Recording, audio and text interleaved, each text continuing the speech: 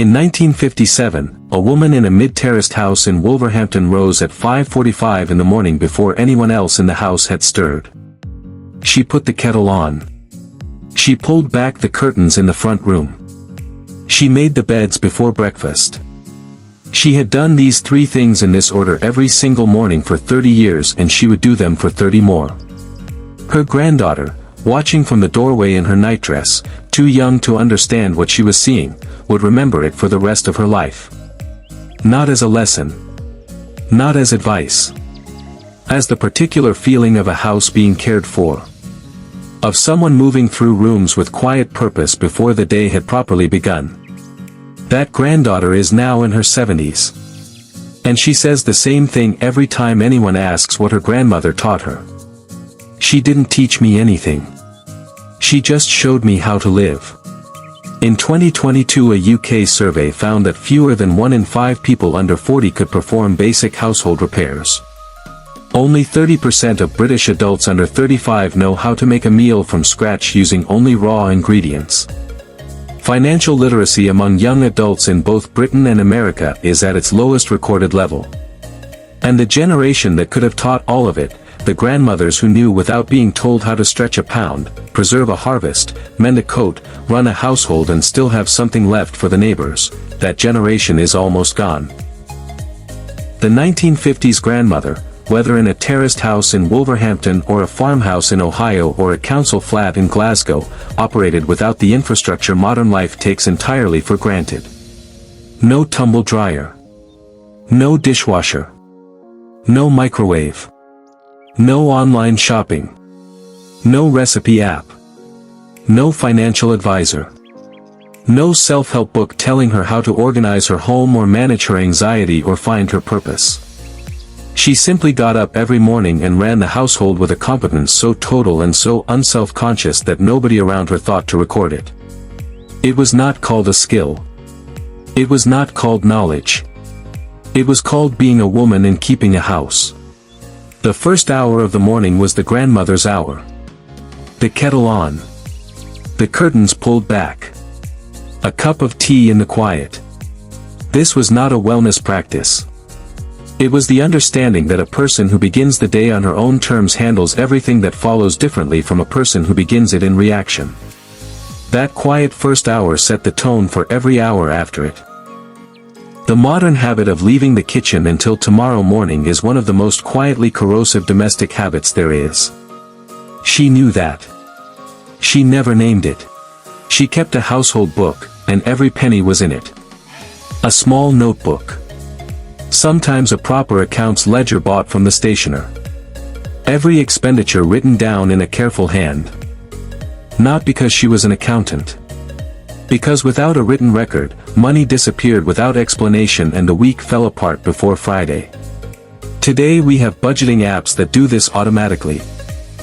She mended things the week they broke, never the month. A torn hem was stitched that evening. A loose button came back on before the garment was worn again. The sewing basket sat in the corner of the front room within reach of her chair. Mending was not a chore she scheduled. It was a reflex, the immediate response to something broken before it became something ruined. She cooked from what she had, not from a recipe. The recipe was a starting point on the rare occasions she used one. In practice she looked at what was in the larder and cooked from that. The cold roast, the half-used tin, the vegetables from the garden, the dripping from last week's joint. The meal that resulted was never the same twice and was almost always good because she understood the underlying principles, how to build flavor, how to balance richness, how to make something filling from almost nothing, rather than following a set of instructions. That understanding cannot be downloaded. It is built through years of watching and doing. The result was a household that ran with a quiet efficiency that looked effortless from the outside and was anything but. She kept a store cupboard, and she kept it full. Dried goods. Tinned goods. Preserves she had made herself. A store of basic ingredients deep enough that a bad week, a late wage, an unexpected bill, an illness, would not mean going hungry. The store cupboard was not hoarding. It was the physical expression of the understanding that security does not come from having money right now. It comes from having enough of what you need to last through the moments when money is not right now. She knew her neighbors' circumstances, and they knew hers. This was not gossip. This was mutual intelligence, the practical knowledge of who on the street had too much of something and who had too little, so that the surplus could quietly find its way to where it was needed. She made the Sunday meal the center of the week. Not just a meal. A ritual. The whole week organized around it. The shopping on Friday that took it into account. The preparation on Saturday morning. The table set properly on Sunday. The family gathered without being asked because the meal was always there and the meal was always worth coming home for. The Sunday meal was not entertainment. It was infrastructure. The thing around which the week's relationships were maintained and the family remained a unit rather than a collection of individuals. She put something by every week, even in the bad ones. The principle was absolute and it was never negotiated. Before anything else was considered, before any discretionary spending of any kind, something went into the savings. Not a lot. Sometimes almost nothing. But something. Because a household that saves nothing has no resilience. And a household with no resilience falls apart the moment anything goes wrong. We are halfway through this list. But the habits that follow are the ones that surprised me most when I started researching this video. Because they are not about the house at all. They are about something the grandmother understood about people, about the people she lived with and the people she lived among, that no productivity system or self-help framework has ever managed to capture. She listened more than she spoke. In a household, in a neighborhood, in a community, the grandmother was almost always the one who knew the most about everyone around her. Not because she asked intrusive questions.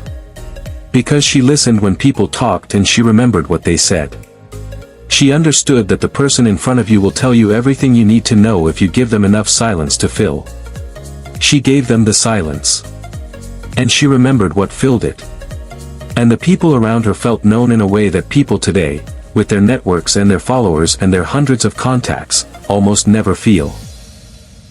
She never spoke badly of her neighbors to other neighbors. This was not moral superiority. It was practical intelligence. She understood that a community held together by mutual trust is more valuable than any individual advantage to be gained by gossip. What she said to one neighbor about another would eventually reach that neighbor. So she kept her counsel. She noticed everything. She said less than she knew.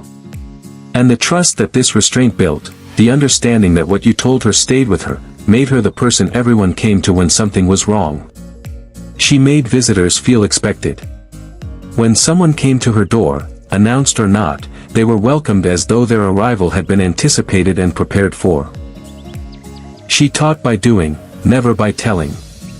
The granddaughter in the doorway watching her grandmother make beds before breakfast was receiving an education that no instruction could have delivered as effectively. The grandmother did not explain her methods. She embodied them. She trusted that the watching would do the work that words could not. And she was right. The granddaughter who watched her grandmother cook, mend, save, tend, receive and give, that granddaughter carried the knowledge in her hands and her habits for the rest of her life. The grandmother who only told and never showed produced nothing but advice that was heard and forgotten. She rested without guilt. When the work was done, truly done, not approximately done, she sat down. She put her feet up. She had her tea. She did not manufacture additional tasks to justify the rest. She did not perform busyness to prove her worth. The work was done and the rest was earned and she took it without apology. She kept the Sabbath, whatever her version of it was. One day in 7 when the household ran at a different pace. Not necessarily religious, though often it was.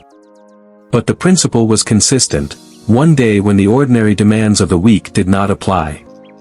When the pace slowed. When the family gathered. When there was time for the things that the week pushed aside.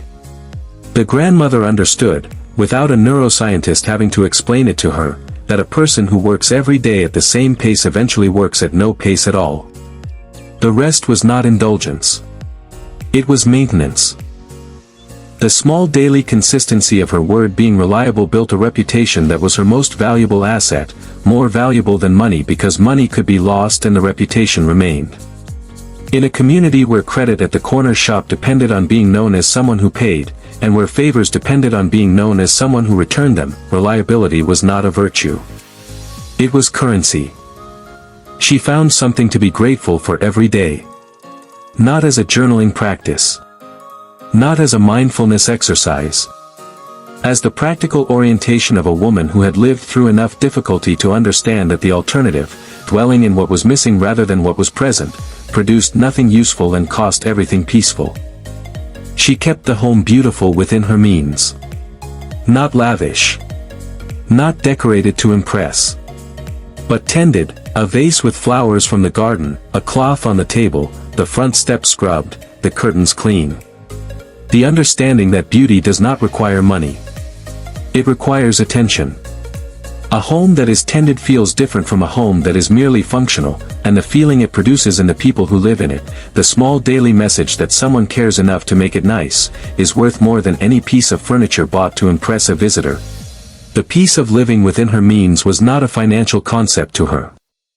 It was a physical condition, the particular quiet of a household with no debt hanging over it.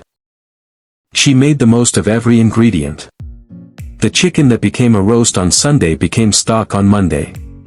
The stock became soup on Tuesday. The bread that went stale became breadcrumbs. The apple that was bruising became a crumble. Every ingredient had a second life built into how she thought about the first one. This was not creativity for its own sake. It was the absolute refusal to let anything of value go to waste when there were people who needed feeding and a household to run on a finite amount of money. She knew when to ask for help. This is the one that surprises people most. She was not too proud to ask. She understood that asking was not weakness. It was the efficient use of the resources available to a community, which included other people's skills and knowledge as much as her own. She ended every day with the next one already prepared. The breakfast things set out before she went to bed.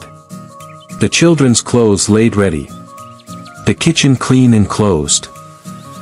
She did not go to sleep leaving tomorrow unprepared. She went to sleep having given tomorrow the best possible start she could from where she stood the night before. The morning that began with everything already in order was a morning that could handle whatever the day added to it. She did not do great things. She did small things with great consistency. And the consistency was the greatness. The knowledge on this list did not disappear because it became irrelevant. Every single item on it is as useful today as it was in 1957. It disappeared because the conditions that transmitted it were quietly dismantled. The grandmother taught by living in front of the people who were learning from her. That transmission required proximity, the granddaughter in the doorway, the daughter watching from the kitchen table, the neighbor at the back fence. When the family dispersed, to different cities, to different countries, to different lives and houses where the grandmother was a visitor rather than a presence, the proximity ended. The teaching did not stop because the grandmother stopped knowing. It stopped because the granddaughter stopped being in the doorway to watch. The 1950s grandmother's life was not something to be romanticized without honesty. The confinement of her role was real. The expectation that this knowledge and this labor were simply what women did, not a contribution to be valued but a condition of being female, was an injustice that the generations following her rightly challenged and changed.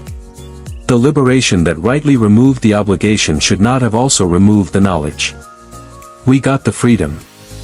We lost the wisdom. Both things are true. And only one of them needed to happen. You remember her. Perhaps not your own grandmother, perhaps she was gone before you were old enough to watch, or she was far away, or circumstances meant you never knew her. But you remember the idea of her. The woman in whose house everything was in its place. Whose kitchen smelled of something that had been cooking since morning. Who had a chair that was hers and who sat in it at the end of the day with a cup of tea and a particular quality of stillness, not tiredness, not emptiness, but the settled quiet of someone who has done what needed doing and knows it. You remember what it felt like to be in her orbit. To be one of the people she was keeping track of. To be fed by her, noticed by her, held lightly in the network of her attention.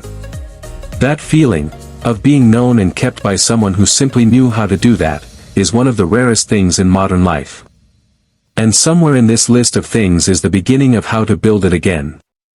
You do not need to become your grandmother. You need to take 3 things from this list and do them this week. Just 3. Make the bed before breakfast every morning for 7 days and notice what it does to the first hour of your day. Write down everything you spend for 7 days, not to judge yourself, just to see yourself. Cook one meal entirely from what you already have in the kitchen without buying a single additional ingredient. These 3 things will cost you nothing. Somewhere tonight a grandmother's chair is empty. The cup she always used is still in the cupboard. The particular way she folded a tea towel, her way, learned from her mother, passed down without words, is still known by the person who watched her do it. That knowledge is not gone. It is in the hands of the people who stood in her doorway. It is in the habits of the children who watched without knowing they were learning. It is in the things on this list, waiting to be picked up again by anyone who understands that the woman who held everything together did it not through genius or sacrifice alone but through the quiet daily practice of knowing what mattered and doing it without being asked. If this video brought her back to you, whoever she was, whatever her name, share it with someone who needs to be reminded that she is still teachable. And come back next week. Echo of Yesterday has more of this to find.